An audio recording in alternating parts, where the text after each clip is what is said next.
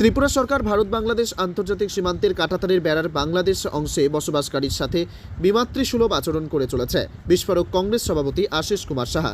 বৃহস্পতিবার Agartala post office চৌমুহনীস্থিত Tripura প্রদেশ কংগ্রেস ভবনে কংগ্রেসের মাইনরিটি ডিপার্টমেন্টের এক গুরুত্বপূর্ণ বৈঠক অনুষ্ঠিত হয়।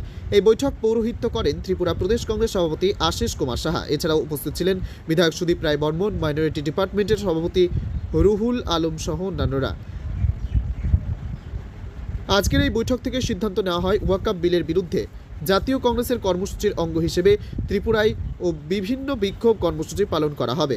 বক্তব্য রাখতে গিয়ে কংগ্রেস সভাপতি আশিস কুমার সাহা বিজেপি সরকারকে কটাক্ষ করে বললেন, ত্রিপুরা সরকার ভারত বাংলাদেশ আন্তর্জাতিক সীমান্তের কাঁটাতারের বেড়ার বাংলাদেশ অংশ বসবাসকারীদের সঙ্গে বিমাতৃসুলভ আচরণ করে চলেছে।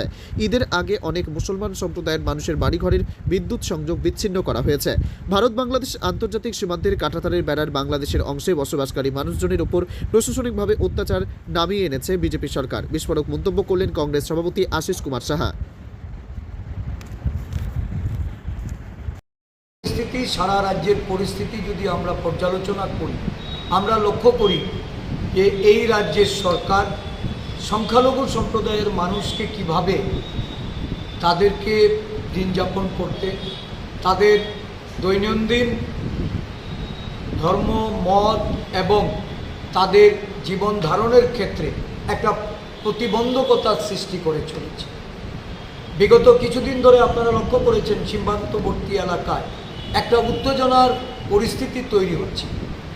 দেখা গেছে দীর্ঘদিন স্থায়ীভাবে বসবাসকারী জনগণ যারা সংখ্যালঘু মুসলিম সম্প্রদায়ের মানুষ, তাদের উপর অত্যাচার নামিয়ে নিয়ে এসেছে প্রশাসনিকভাবে। প্রশাসনের তরফ থেকে বিদ্যুৎ সংযোগ ছিন্ন করা হচ্ছে। বিভিন্ন জায়গায় যারা কাঁটাতারের বাইরে বসবাসকারী তাদেরকে যাতায়াতের ক্ষেত্রে প্রতিবন্ধকতা তৈরি করা হচ্ছে। এবং এটা করা হচ্ছে কোন সময়টাতে, যখন একটা ঈদের বড় উৎসব যেটা আমাদের মুসলিম সম্প্রদায়ের মানুষের, এই ঈদের প্রাক্কালে একদিন দুদিন আগে সরকার প্রশাসনকে লেলিয়ে দিয়ে তাদের এই উৎসবকে ম্লান করার একটা প্রয়াস বা একটা ষড়যন্ত্রে লিপ্ত হয়েছে। আমরা এটার প্রতিবাদ করেছি। আমরা মানবাধিকার কমিশনে গিয়েও এই বিষয়গুলি আমরা তুলে এটার বিহিত করার জন্য পদক্ষেপ নিতে বলেছি। মানবাধিকার কমিশন আশ্বস্ত করেছে প্রতিনিধি পাঠাবে।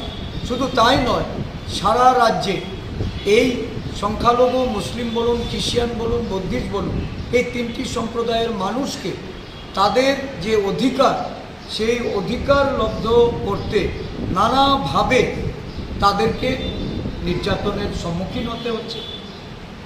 বর্তমানে তো সারা দেশের পরিস্থিতি আপনারা লক্ষ্য করছেন যে ওয়াকফ বিল সংসদে এনে এই বিল প্রয়োগ করে সংখ্যালঘু জাতিগোষ্ঠীর মানুষ, এটা মুসলিম, খ্রিস্টান, বৌদ্ধিস্ট, শিখ, জৈন, পার্সি, বিভিন্ন জনগোষ্ঠীর মানুষের তাদের অধিকারকে খর্ব করার জন্য একটা প্রয়াস। এটা কেন্দ্রীয় সরকার এই ওয়াকফ বিলকে সামনে রেখে আগামী দিন আরও অন্যান্য সংখ্যালঘুদের তাদেরকেও সংকুচিত করা, তাদের আশঙ্কিত করা, তাদের জনজীবনে একটা ভয়াবহ পরিবেশ তৈরি করার ক্ষেত্রে এই যে ওয়াকফের যে দায়িত্ব ছিল, সেই দায়িত্বগুলির মধ্যে হস্তক্ষেপ করা কেন্দ্রীয় সরকার এই বিলের মাধ্যমে তারা সেটার প্রচেষ্টা নিয়েছে। আমরা এর বিরোধিতা করে আমাদের কেন্দ্রীয় নেতৃত্ব, আমাদের সাংসদরা তারা এর প্রতিবাদ জানিয়েছে। আমরাও আজকে এই সভায় সংখ্যালঘু আমাদের যে ডিপার্টমেন্ট, এই ডিপার্টমেন্টের তরফ থেকে এর তীব্র প্রতিবাদ জানাচ্ছি। এই বিলের বিরোধিতা করে আমরা আজকে এখানে আলোচনা করে আমরা সিদ্ধান্ত গ্রহণ করব। সর্বভারতীয় জাতীয় কংগ্রেস দল সম্পূর্ণরূপে এর নেতৃত্ব দিচ্ছে। সমগ্র বিরোধী দলগুলি আজকে ঐক্যবদ্ধ হয়ে এই জায়গায় এসে দাঁড়িয়েছে যে এই বিল কোনোভাবেই মেনে নেওয়া যায় না। এই বিলের বিরোধিতা করতে দেশব্যাপী যে কর্মসূচি গ্রহণ করবে ত্রিপুরা প্রদেশ কংগ্রেস এবং তার মাইনরিটি ডিপার্টমেন্ট, এই কর্মসূচি নিয়ে আমরা সেখানে সামিল হব। এটাই আমাদের আজকে নেতৃবৃন্দদের আলোচনায় উঠে এসেছে এবং সেই লক্ষ্যেই আমরা আমাদের সংগঠনকে পরিচালনা করার জন্য আমাদের এখানে রুহুল আমিন আমাদের মাইনরিটি ডিপার্টমেন্টের চেয়ারম্যান, উনি এখানে আজকে বক্তব্যের মধ্যে এটা তুলে ধরেছেন যে কিভাবে আমরা আগামী দিনে সংগঠিত রূপে প্রতিবাদ স্বরূপ আমরা কর্মসূচি হাতে নেব।